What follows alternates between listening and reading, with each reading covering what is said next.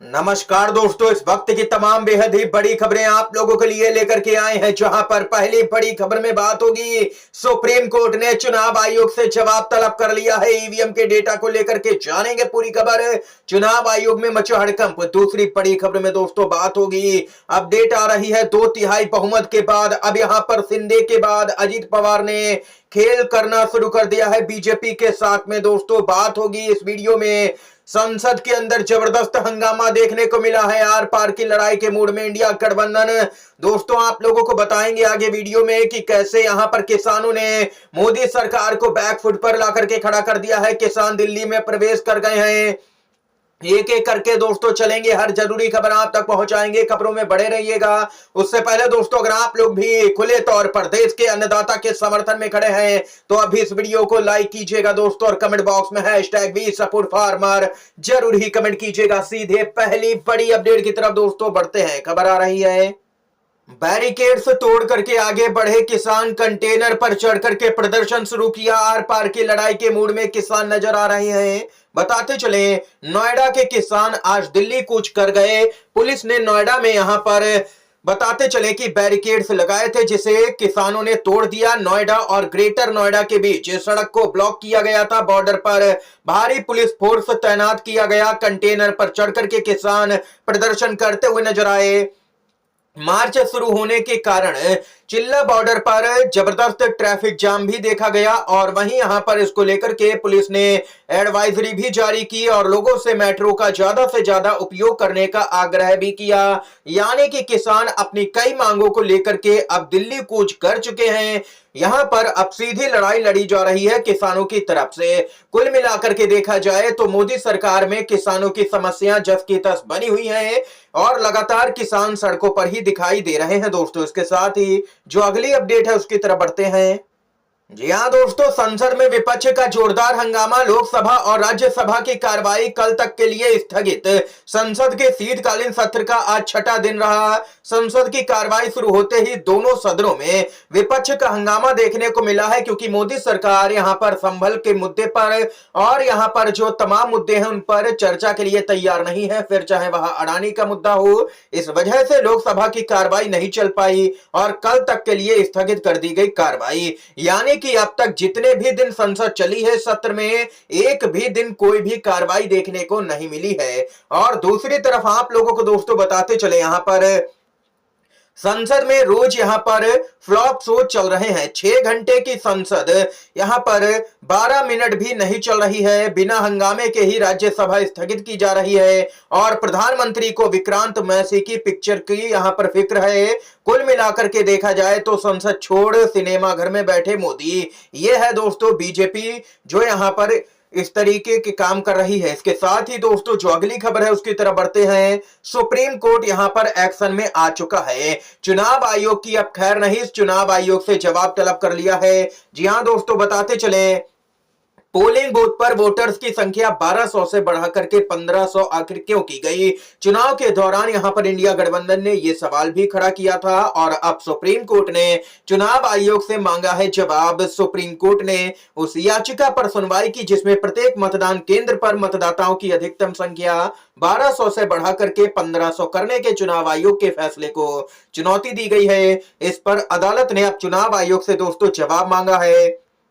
बताते चलें, सीजीआई संजीव खन्ना और जस्टिस संजय कुमार की पीठ ने चुनाव आयोग की ओर से पेश वरिष्ठ अधिवक्ता मनिंदर सिंह को इस फैसले के पीछे के तर्क को स्पष्ट करते हुए हलफनामा दायर करने के लिए यहां पर कहा है। सीजीआई ने आयोग से पूछा कि अगर मतदान केंद्र पर 1500 से अधिक लोग आते हैं तो स्थिति को कैसे संभाला जाएगा और कुल मिलाकर के एक मतदान केंद्र पर कितनी ईवीएम मशीनें यहां पर देख सकते हैं कि रखी जाती हैं, इसका भी डेटा मांगा गया है सीजीआई संजीव खन्ना की तरफ से। दोस्तों इतना ही नहीं, महाराष्ट्र के यहां पर चुनावी नतीजों से बड़ी अपडेट आ रही है। क्या नतीजों में कुछ यहां पर उलटफेर होगा। पुणे जिले के 21 विधानसभा क्षेत्रों की 137 ईवीएम की जांच के लिए 11 उम्मीदवारों ने जमा किए 66,64,000 रुपए। जी हां दोस्तों, बताते चलें, पुणे की बारामती सीट पर अजित पवार की जीत को उनके भतीजे ने चुनौती दी है। 19 ईवीएम की जांच के लिए चुनाव आयोग के पास में जमा किए हैं उन्होंने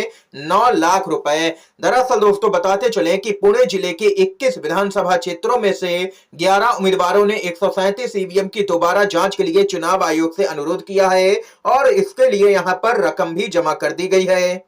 बताते चलें कि इन उम्मीदवारों ने सामूहिक रूप से जांच खर्च के लिए चुनाव आयोग को 66,64,000 रुपए का भुगतान भी किया है। बारामती विधानसभा क्षेत्र से विधानसभा के चुनाव में एनसीपी शरद पवार के अध्यक्ष जो हैं उनकी पार्टी के प्रत्याशी योगेंद्र पवार ने चुनौती दी है अजित पवार की जीत को और सीधे तौर पर कहा है कि ईवीएम की जांच होनी चाहिए, वीवीपैट की पर्चियों के साथ में मिलान किया जाए। इसको लेकर के ये पूरा मामला है दोस्तों। इतना ही नहीं, खबर आ रही है सामने 2/3 बहुमत है। 10 दिन से महाराष्ट्र में सीएम पद पर सस्पेंस। शिंदे के बाद अजीत पवार का खेला शुरू हो चुका है। क्या महाराष्ट्र में कोई अलग ही खिचड़ी पक रही है? महाराष्ट्र के अगले मुख्यमंत्री के नाम को लेकर के गतिरोध जारी है क्योंकि कार्यवाहक मुख्यमंत्री एकनाथ शिंदे ने अस्वस्थ होने के कारण यहां पर अपनी बैठकें रद्द कर दी, जबकि एनसीपी के नेता अजित पवार सरकार गठन को लेकर के भाजपा के शीर्ष नेतृत्व से मिलने के लिए दिल्ली के लिए रवाना हो गए। मीडिया रिपोर्ट के मुताबिक कार्यवाहक मुख्यमंत्री एकनाथ शिंदे, जिन्हें विभागों के बंटवारे को अंतिम रूप देने के लिए महायुति नेताओं की बैठक में भाग लेना था, उन्होंने यहां पर बैठक को रद्द कर दिया है। कुल मिलाकर के देखा जाए तो यहां पर निर्मला सीतारमण और विजय रूपाणी को ऑब्जर्वर के तौर पर जिम्मेदारी मिली है, यानी कि अब तक भाजपा मुख्यमंत्री के नाम का यहां पर फैसला नहीं कर पाई है। और कुल मिलाकर के देखा जाए तो एकनाथ शिंदे ने भी यहां पर साफ कर दिया है कि जनता उनको मुख्यमंत्री देखना चाहती है, वे किसी भी कीमत पर पीछे हटने को तैयार नहीं है। दूसरी तरफ यहां पर शरद पवार ने भी समीकरण बैठाना शुरू कर दिया है और यहां पर लगातार अन्य विचारों पर भी संपर्क किया जा रहा है कि कैसे भी करके सभी पार्टियां एक हो जाएं और भाजपा अकेले रह जाए और सरकार बना ली जाए। लेकिन इस बार भाजपा काफी मजबूत स्थिति में अकेले दम पर पहुंच गई है। देखना यह होता है कि आखिर मुख्यमंत्री किस पार्टी का बनेगा। इसके साथ ही दोस्तों जो खबर आ रही है उसकी तरफ बढ़ते हैं। वक्फ संशोधन विधेयक को इस साल होल्ड कर दिया गया है, अब अगले साल पेश किया जाएगा इसको। दोस्तों अगले साल बिहार और दिल्ली में विधानसभा का चुनाव है। इस साल अब बचे शेष दिनों में कहीं पर भी चुनाव ही नहीं था, इसीलिए यहां पर इस बिल को होल्ड कर दिया गया है। यानी कि कुल मिलाकर के देखा जाए तो यही कहा जा सकता है कि चुनावों में यहां पर खुलेआम इस्तेमाल किया जा रहा है ऐसे मुद्दों का।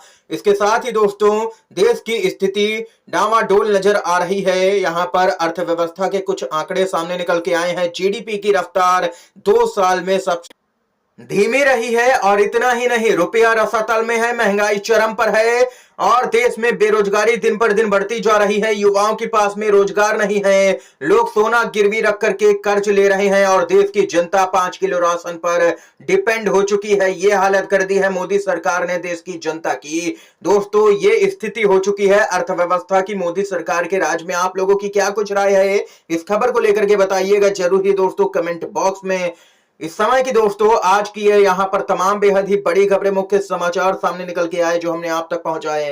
दोस्तों वीडियो अगर आप लोगों को ये पसंद आया हो तो लाइक कीजिएगा, इन खबरों को शेयर कीजिएगा अपने दोस्तों में और चैनल पर अगर आप लोग ने है तो चैनल को जरूर ही सब्सक्राइब कीजिएगा। वीडियो देखने के लिए आप सभी का बहुत बहुत धन्यवाद। जय हिंद, जय भारत।